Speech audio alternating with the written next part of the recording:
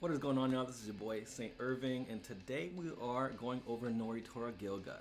We're going to be going over his battle stats, his lore, and everything that makes up him. But first, run that shit back!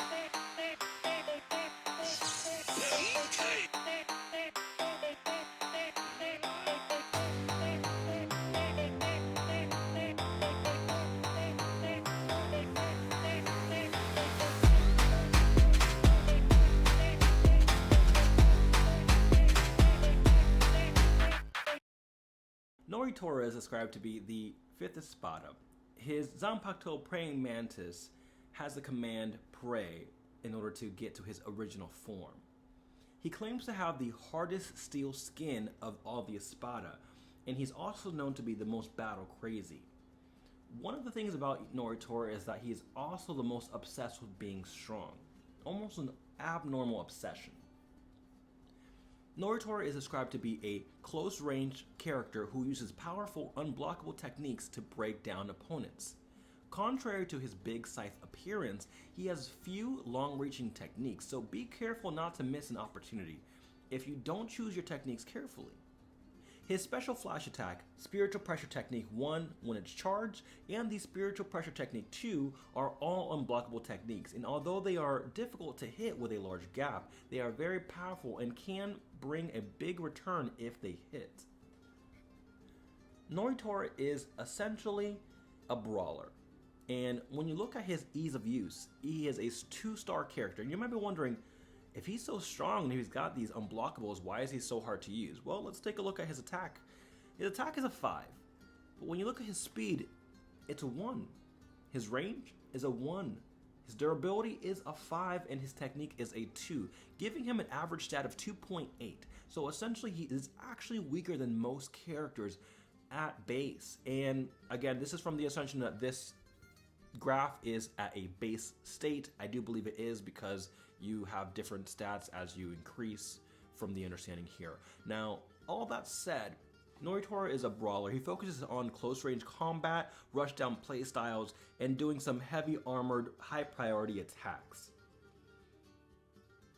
He's going to have limited long range options, but his unblockables and his mix up are going to make a good difference for that.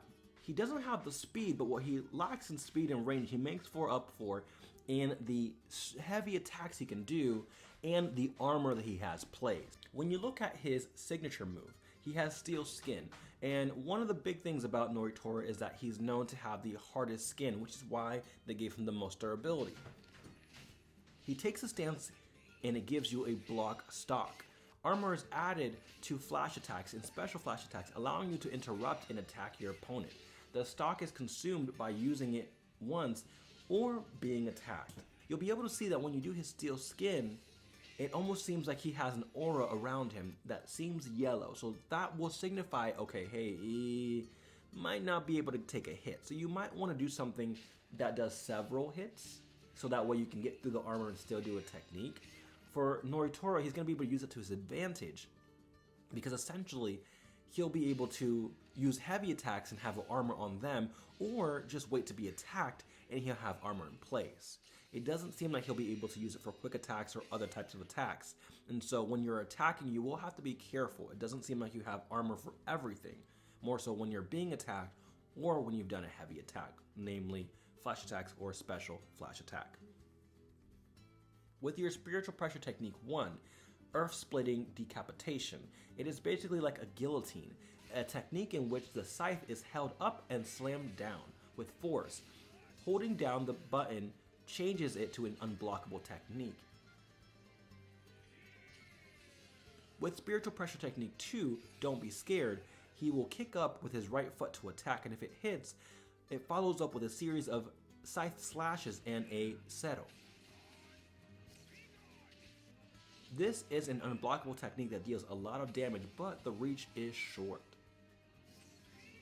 When you look at his awakening, by releasing the sword and releasing his Santa Teresa, its performance is strengthened. The field of use doesn't change much, but the increased attack power makes it even more likely to turn the tables with a single blow. So when you look at all of this, you'll understand Nnoitora has an obsession with being the strongest, but the reality is he's actually very weak. When you look at his lore, he used to be the 8th Espada, despising Nell for being the 3rd Espada, and he detested women and didn't want them to be at a higher rank than him. While we never knew if he had any drama with Tyr or Halle Bell, he definitely had plans for Nell and essentially used Zailaparo to take down Nell. He almost has an insecurity in where he doesn't allow himself to show his weakness, but he's kind of weak in a sense. He definitely has some strong attack power, but it's kind of like the weakest acting like the strongest. He's definitely strong, but he lacks in certain capabilities, and so they kind of made him this. He is someone who is obsessed with being strong. His aspect of death is despair, and essentially he despairs about being weak. He doesn't want to be perceived as weak, doesn't want to be looked down upon, but he'll always look down on his opponents. He is actually one of the biggest hypocrites, and you know, on a personal note, I really don't prefer Nnoitora just for his personality. He's very sexist, very misogynist, and it's not my guy. It's not my guy, but I know some guys love him, so props to you guys. Yeah, no, he aims to be the strongest, but realistically, he's actually one of the weakest. With his stats being 2.8, you're gonna have this is gonna be for someone who actually has some good skill. You can't just go into Nnoitora and think, I'm just gonna use an unblockable. Well, guess what, buddy? You're fucked. You have to understand how to close in the gap. A Sonito is going to be your friend, and if you don't know what a Sonito is, it's basically a flash step. Because he is a hollow at the end of the day, or a Neuron card technically, he will be using a Sonito. And so you'll need to make sure you're using Sonito properly to get in close, or of course you can just inch in slowly.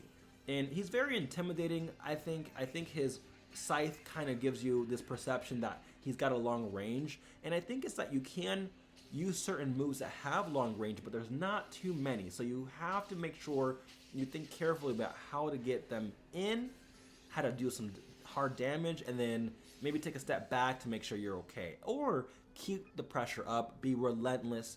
The one thing to consider is that you're not going to want to use your spiritual pressure technique 1 or 2 unless you're sure you're going to land the hit. Why? Because with your spiritual power, you're going to waste it on a move that didn't actually hit.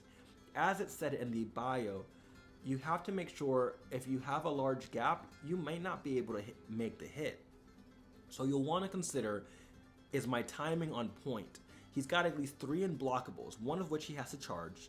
The other one is straight away, but it has a short distance. And then you have the special flash attack, which is supposed to be a long-reaching heavy. So that might be a very opportunistic attack you might want to use in combination with your signature move. That way you have a little bit of armor when you're doing it. So that way you're also protected even if by chance you don't get the hit. So I'm thinking that his special flash attack is going to be one of his best techniques, but that's just kind of what I'm thinking out based on everything that I'm reading. When we see all these combos, we'll be able to really consider, okay, this is the most optimal combo to get in. And of course, it's situational. You'll have to consider different options for people that have longer range. The good thing is that he has one of the strongest attack powers in the game.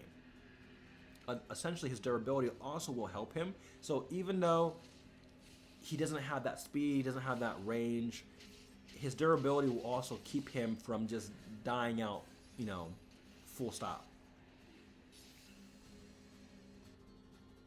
Yeah, between his durability and the armor, it's going to be hard to kill him just for those reasons alone. And he'll also be able to deal damage. But aside from that, that's pretty much what he's working with. Nnoitora is pretty standard. I like him. This is not for me, but I do like the way that they've built him.